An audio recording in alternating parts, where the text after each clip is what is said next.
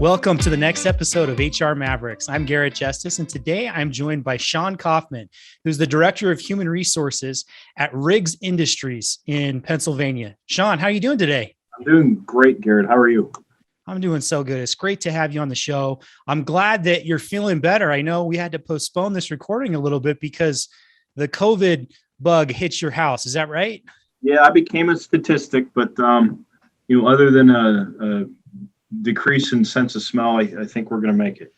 Good. Well, I'm glad to hear that everyone's doing okay. I'm excited to dive into this topic today. I think it's a unique one that will really resonate with a lot of our listeners for this show. But again, before we jump into that, tell us a little bit more about your career background and Riggs Industries. Okay. I've been in HR my entire professional life. I began working for several companies that built and developed and managed malls, shopping malls. Mm-hmm. Obviously, that business has taken a few hits recently, but in addition to that, other companies that were manufacturer in the manufacturing space. My current employer, Riggs Industries, who I've been with over 15 years, we're a Pennsylvania family-based family-owned company. About 400 employees. We are a construction manufacturing company, which is pretty unique. So on the manufacturing side, we build J&J truck bodies and trailers. So we produce those, and they're sold up and down the East Coast and shipped internationally.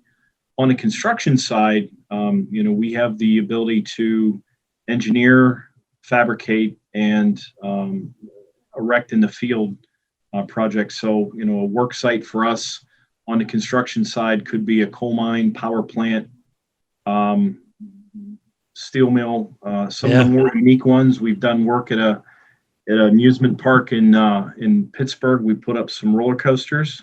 Cool. So yeah, it's really cool. We've done some work at Beaver Stadium on the Penn State campus. So nice. That's always an icebreaker when you talk to folks at schools or job fairs. Now suddenly you have their attention.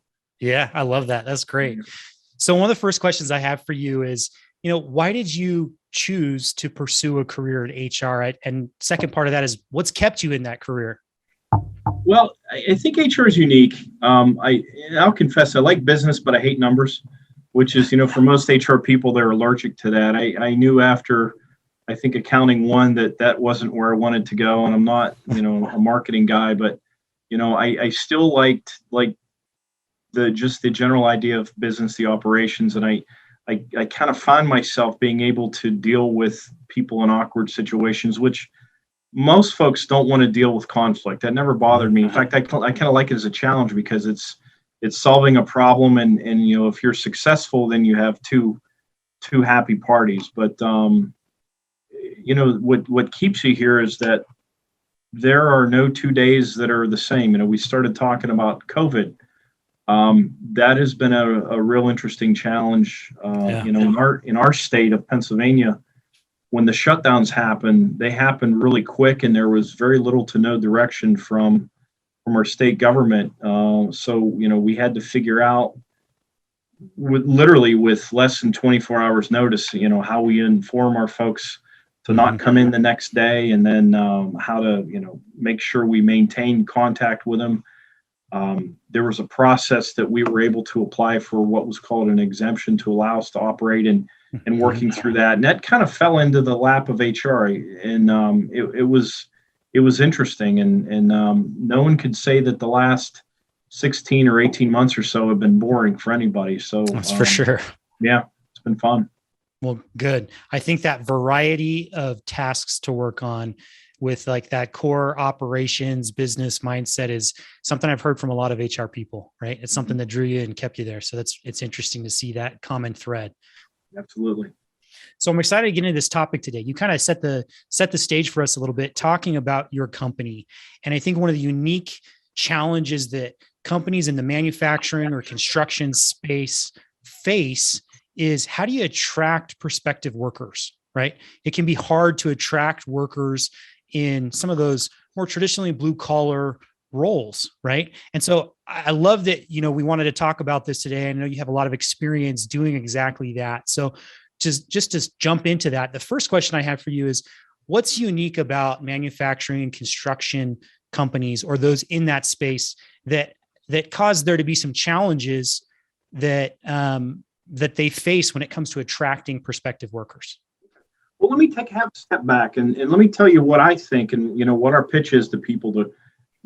Why would somebody want to work in our industry? And I think the most compelling reason for that is that at the end of the day, we produce something tangible. I use an example that, we build anything from truck bodies to roller coasters. So, and we've used this over and over again. You can be on vacation with your family in a different state, and you're going to get passed by a vehicle that you helped build or you had some part in that. That's pretty cool. Or you could help build a structure. A lot of our sites are industrial commercial, so you're not going to see them, but we do work at the shipyard at Newport News. That's a big deal. We've done some sub work on some of the carriers. That's a cool job site. And a football stadium or amusement park is a really cool job site. So at the end of the day, producing something tangible that is going to endure for, in some instances, decades, there's an appeal to that. But getting back to your question, this has been well researched. But what I can tell you is that I'll give you an example. I grew up in a what was a former steel town in the 70s and 80s. So, what I recall vividly is sitting at the breakfast table, listening to the radio, getting ready for school, and you hear the news come on, and I remember specifically that there was an announcement they're going to lay 5,000 people off, 7,000 people off, and so as a parent, as an educator, and that's just an example. What did we do throughout the country at that time frame? We told all the kids, number one, you work with your mind and not your hands, which I get that, but I can give you examples of how some of the brightest people in our industry are the folks on the shop floor, not necessarily in the office. But the other thing that we told them incorrectly is that you need to go to college and get an education.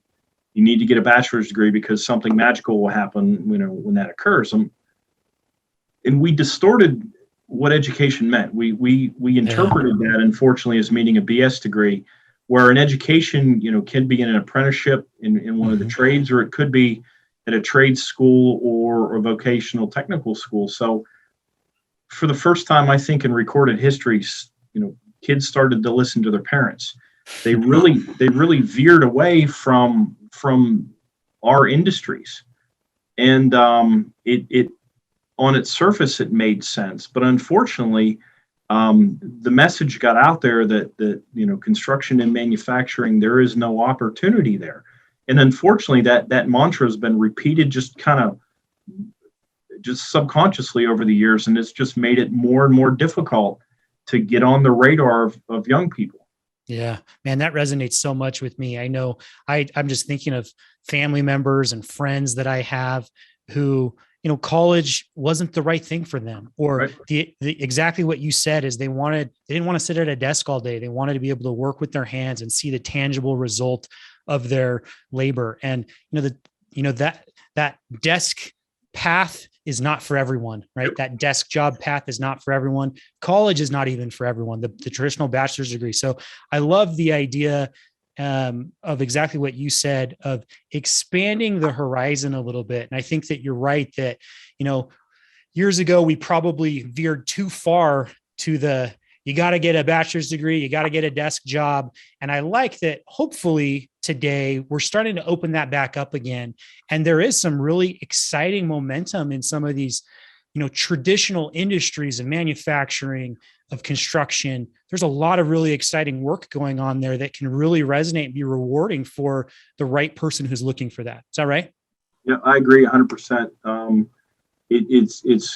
That's finally happening for a number of reasons. I think one is that people or parents are starting, and by the way, I'm not anti-college. In fact, my side job, I'm a part-time college instructor. I teach business and HR courses at night, and I've been doing that at my alma mater for over 20 years. So what I'm saying is that, the thing that is required of a student graduating high school is an education, but that doesn't always mean college. For some, it right. could. It certainly could. Nothing wrong with that. But for others, as you say, there's nothing wrong with working with your hands and producing a tangible product. Yep. Yep, exactly. And for some people, that's where they're going to be satisfied. That's where they're going to be successful. And they're not going to be if they go that, you know, other route of sit in a classroom, sit at a desk all day for your job. So I think that's absolutely right.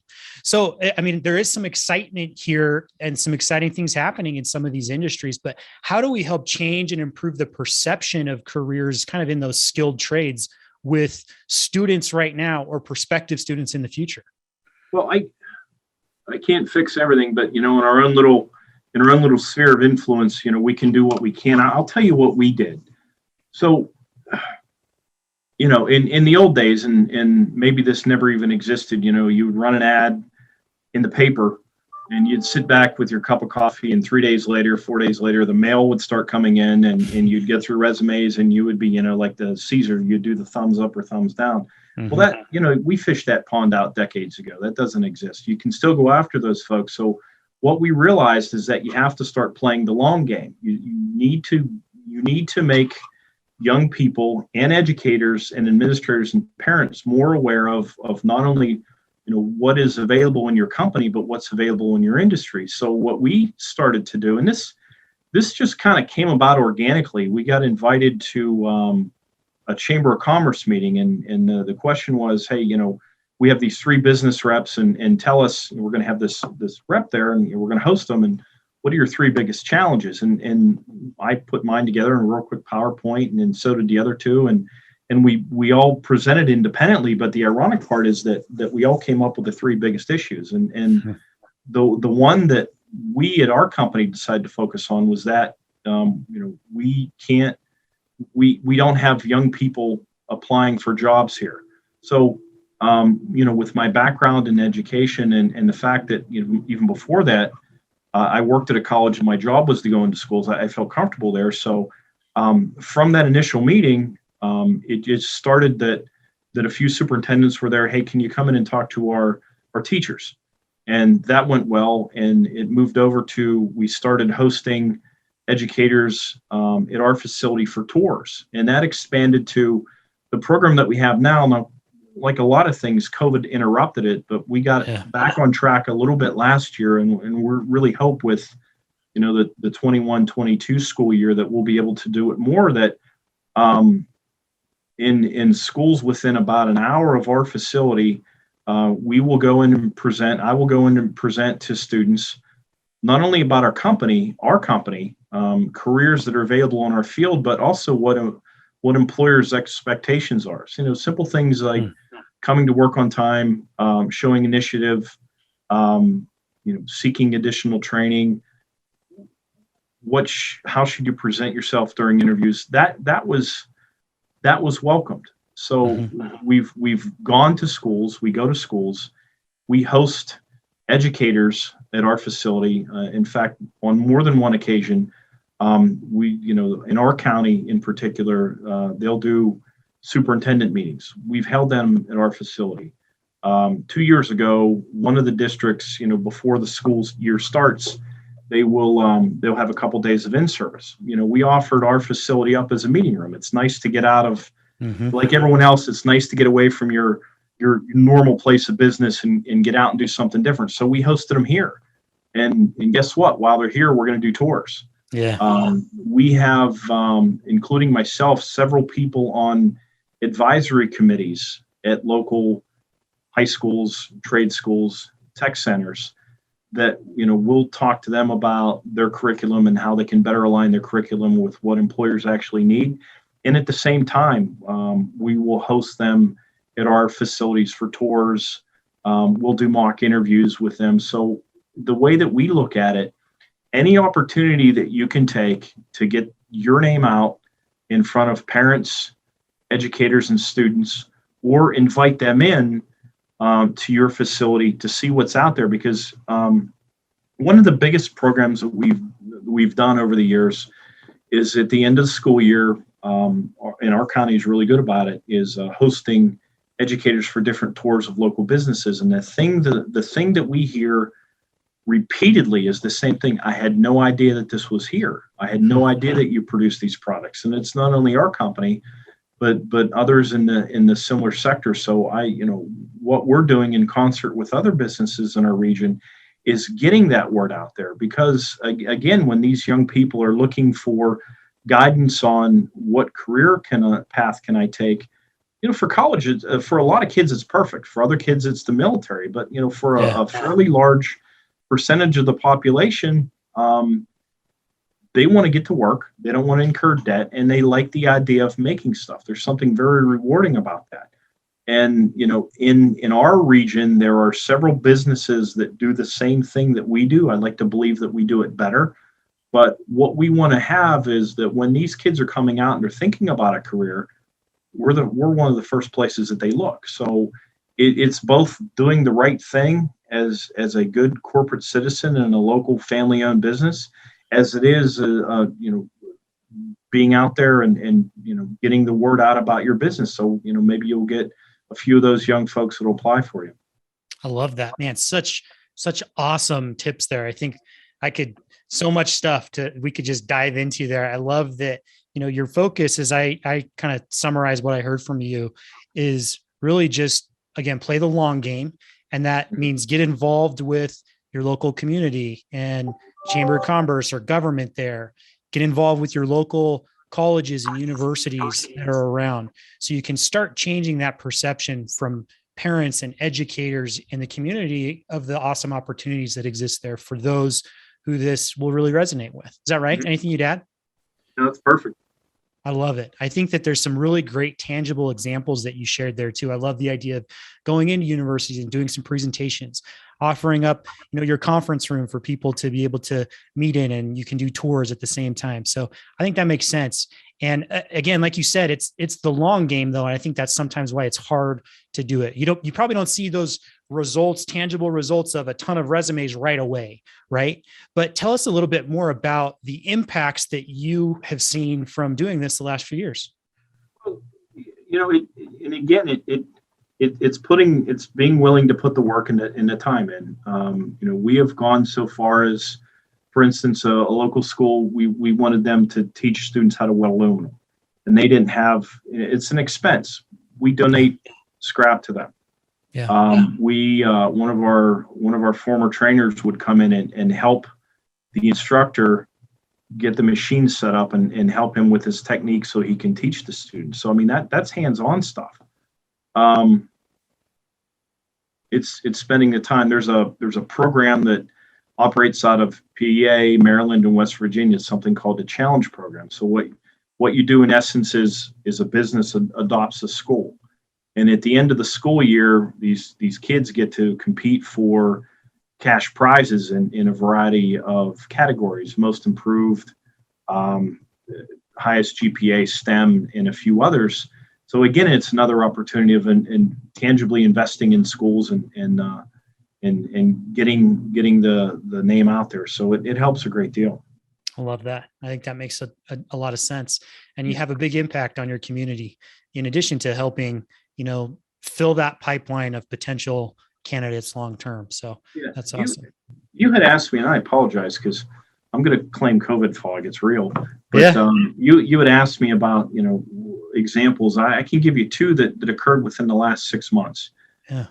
There was one young man that applied that remembered meeting us about 6 school years ago. Again, wow. This is a kid that we thought a lot of when he was a senior in high school. We wanted him bad. He would have been a great welder. He decided that the military was where he wanted to go. So I can't remember if he pursued that, but that was the direction. And I think he ended up staying local and applying to a couple other places, but he came back to us. And, we talked to him and we offered him something. I have another young man that showed up at one of our facilities, filled an application out, and we hired him that I met 2.5 school years ago. And again, it was one of those things that, you never know when the message that you're trying to get out there is going to be received. And it's not magic. You're not going to go out and talk to a group of students and suddenly at the end of the school year, you're going to be inundated with 100 applicants, but 2 or 3 at a time, over the course of a number of years, they certainly add up. Well, and you must have had some sort of impact on each of those students and others just like them if they're going to come back 2 or 6 years later and remember you, right? There's just such such a great opportunity for just growing your business there as well. Yep. So, Yep. well, the next question I have for you then is, how do we apply some of these principles for those that are listening? How do we apply some of these principles of what would you recommend if there's an HR manager out there who's in a similar manufacturing or, construction or skilled trade industry, and they're having struggles to attract prospective workers? Where would you recommend they start? You just shared a lot of really great examples of what you have done, but for those people out there, what recommendations would you give to them? Where should they start? Well, in my opinion, the thing that has allowed us to be successful is that we had 100% buy-in from ownership from day one. That needs to happen because you're going to be spending time away from your office, and in some instances, you're going to ask for monetary contributions. They have to be 100% behind it. But all it takes is you got to find the right dance partner. You need to find somebody in your community that thinks like you do. And fortunately for us, we have a lot of really good superintendents that are like-minded and that they want the best for their students. And they realize that not every kid needs to, should, or wants to go off and do the traditional college route. They've seen the world, they know reality. So they're looking to expose their students to other opportunities and with the hope that the young person will find something that makes sense to them. So, the example that I use is it starts with one, and that really is all it takes. The fortunate part in our state of Pennsylvania is that I don't remember the exact term. I'm not an educator, but a certain number of hours have to be devoted to career preparation. So when these folks find out that there are people out there in the community that are willing to come in and do this for them, it's a no-brainer because you're relieving them of that burden. And I look at how HR has changed in our industry. It's you have to become as much of a salesperson or a business development person as anything, because again, what are you doing? You can't passively recruit anymore. Those days are gone. Yeah. You've got to go out there and find these people. So how do you do that? And you've got to make sure that you distinguish yourself from your competitors, because there are plenty of other businesses in our area that do what we do. So what sets us apart? And we'd like to think that the first step is demonstrating that not only do we invest in our current employees, but we're willing to invest in young people in the community, which has a side benefit of they have a mom and dad too, and maybe their parents are looking for a career change. And again, how do we get our name out there? I love that. So it starts with getting that buy-in from across ownership and leadership, and then find the right dance partner. I like that you said that. And then it's just getting to work, right? Figuring out what works to support the local community and area and prospective students there, and show them that there are opportunities. Yep. 100%. Awesome. I love it. This has been such an awesome conversation, Shawn. The last question I have for you, it's a little separate from our topic, but one I like to ask all of our guests is, one of the things we really believe strongly at Eddie, our company, is that building a healthy business is one of the most charitable things you can do if you do it the right way, because you can impact the lives of so many people, your employees, your community, your customers, all of it. So in your opinion, what is the quote unquote right way to build a healthy business? When you asked me that at the beginning, I had a little bit of time to think about it, and I'm probably going to answer that in a little bit different way. But I can't give you specific examples for confidentiality reasons. But the thing that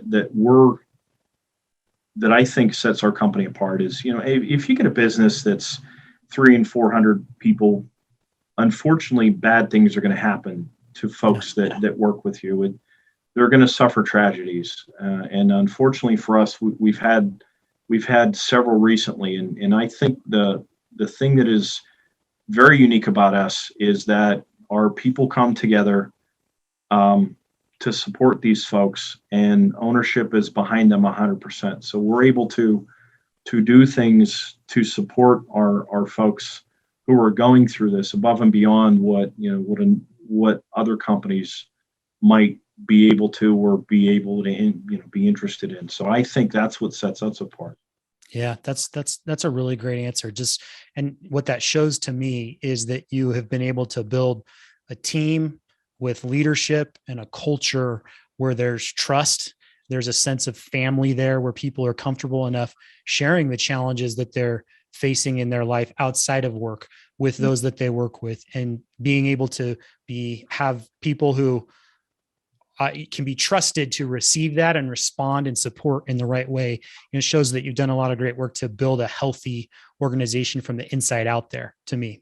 Yep, I'm happy to be here. We have folks that have 25, 35, literally 40 or more years of service. So that says something. Yeah, that does. Wow. It's impressive. Well, that's an awesome answer. I really appreciate it. A last question I have for you is, if there are listeners out there who have follow-up questions for you on our topic today, what's the best way for them to get a hold of you? Yeah, I love the network. I am a serial networker. LinkedIn is, I think, the most awesome tool. So look me up on LinkedIn. Perfect. And we'll drop a link to Shawn's profile in the description, so you can go ahead and find it there. But Shawn, again, thank you so much for taking the time to be on our podcast today and share your insights. Really appreciate it. Jared, I appreciate the opportunity. Thanks for having us. Yep. Have a great day.